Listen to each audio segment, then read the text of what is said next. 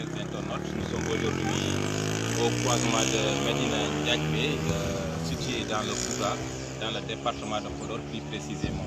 Ici, les travaux de la route nationale numéro 2 allant de Ndioum jusqu'à Bakel sont trop lents. Comme vous le voyez, aujourd'hui nous avons quitté la commune qui s'appelle Bolère pour relier Dakar, mais une fois arrivé à hauteur de Medina Ndiagbé, plus précisément au croisement de Medina Ndiagbé, on nous a fait connaissance qu'au niveau de Aérelao, il y a des travaux qui n'étaient pas achevés ou qui n'étaient pas très bien faits. Du coup, les voitures ne peuvent pas avancer. Les voitures ne peuvent pas avancer parce que hier nuit, le Fouta pratiquement a reçu une forte pluie. 3 jours de pluie successive, ce qui peine un peu la traversée des voitures. Vraiment, nous lançons un appel au chef de l'État, le président Macky Sall. Nous lançons également un appel au ministère des Infrastructures, au ministère des Finances, de se rappeler de leurs promesses électorales. Je l'avais dit une fois que les travaux sont lancés, ils feront tout leur possible pour que la RN2 soit livrée dans les meilleurs délais. La preuve aussi, elle est là. Hein? La preuve, elle est là. Tous les clients sont là. Bon, personne ne peut. Les voitures sont en panne. Les routes sont remplies d'eau. Vraiment. C'est une situation catastrophique que nous vivons, nous, la population du Fouta. D'accord, d'accord. Monsieur Bousso, oui. Depuis quand est-ce que ça a commencé?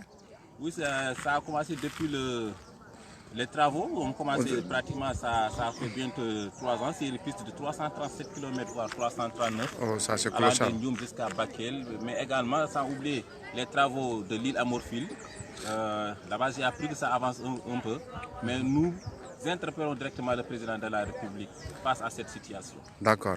Maintenant, qu'est-ce que vous comptez faire dans les jours à venir si toutefois que la situation ne change pas? Effectivement, nous comptons mener cette bataille parce que cette bataille... Précision, une autre précision. Vous faisiez partie des membres, c'est-à-dire qui étaient partis lors de votre marche du vendredi 3 août à la place de l'Everis. Vous faisiez partie des pionniers, des organisateurs. Effectivement. Maintenant, vous avez c'est-à-dire... étaler votre plan A, maintenant il reste le plan B. Qu'est-ce que vous comptez faire? Nous avons eu à tenir un point de presse à l'université Cheikh Anta Diop de Dakar.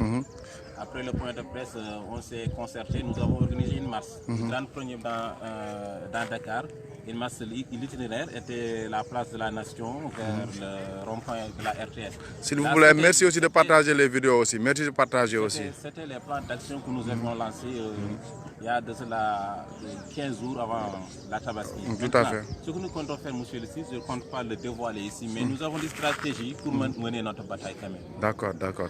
Maintenant, on peut dire en grosso modo, le Fouta est fatigué. Tout le monde est fatigué. Le Fouta est fatigué de ces politiques, politiciens. La RN2 n'est pas terminée. Il y a d'autres problèmes que nous pouvons énumérer dans le Fouta. D'accord, effectivement. Moi, je crois effectivement que le Fouta devrait être aujourd'hui un grenier économique de ce pays. Tout à fait. Malheureusement, depuis Senghor jusqu'à Maître Abdoulaye, M. Sall, le président Sall, le Fouta vit des situations vraiment catastrophiques. Le Fouta, c'est une zone agro-silvopastorale. Tout à fait. Mais vous voyez, il n'y a aucune infrastructure allant dans ce sens. Tout à fait. Les jeunes ne sont pas formés, les terres sont là. Tout à fait. Personne ne les utilise. Effectivement.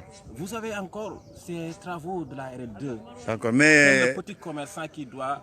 Tout à fait. Pour ne pas vous... ces oignons vers Dakar, tout à fait. Vers Richard-Toll. Une autre aussi précision.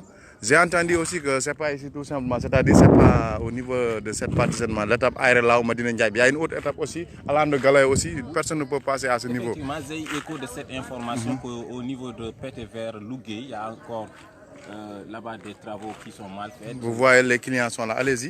La pluie a causé des dégâts. Maintenant, nous appelons les entreprises qui ont en charge ces travaux. Nous appelons le président de la République, le ministère des Infrastructures, le ministère des Finances encore, de se concentrer, de se réunir autour du table et de parler de l'essentiel. Parce que ces travaux, ça peine. Merci de partager les vidéos, s'il vous plaît. Merci de partager. Ça ne peut pas continuer ainsi. Parce que cette zone du Fouta est juste considérée comme un bétail électoral. Ça, je le dis, je le répète, et j'assume mes propos. Tout à fait. Depuis Senghor jusqu'à aujourd'hui, le Fouta n'a pratiquement bénéficier des projets de l'État. Tout à fait. Sur Sur tous les plans. Dans le foot. Il paraît que c'est sur tous les plans. Oui, effectivement, c'est sur tous les plans.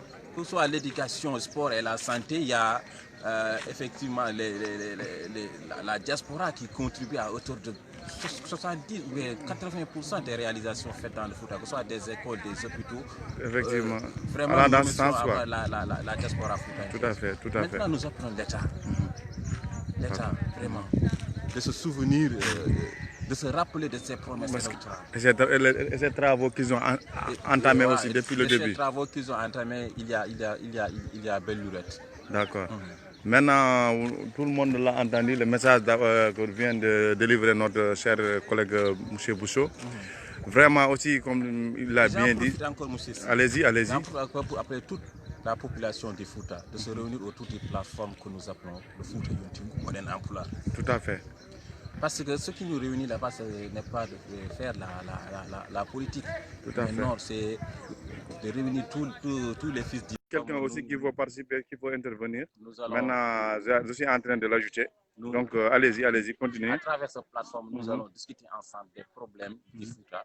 Et ensemble, nous allons trouver des solutions. D'accord, d'accord. Il y a aussi M. Diallo qui veut intervenir. Il regarde actuellement, mais maintenant, il n'a pas voulu se dire au réseau. D'accord. Maintenant, M. Bousso, en grosso modo, c'est ça qu'on puisse retenir. Donc, il faut qu'il fasse quelque chose de nous pénaliser. Actuellement, nous tous, nous travaillons. Nous sommes des travailleurs. Nous travaillons. Actuellement, notre congé a terminé dès aujourd'hui. Même nous ne pouvons pas relier Dakar. Faute que nous n'avons pas, c'est-à-dire une bonne voie de communication qui nous permet de relier Dakar. Donc, comme vous l'avez dit tantôt, qu'il fasse quelque chose pour nous. Donc, c'est ça. Aussi, on vous remercie aussi. Bon, merci aussi de partager les vidéos. Merci de partager les vidéos. Et merci, M. Bousso. Merci beaucoup.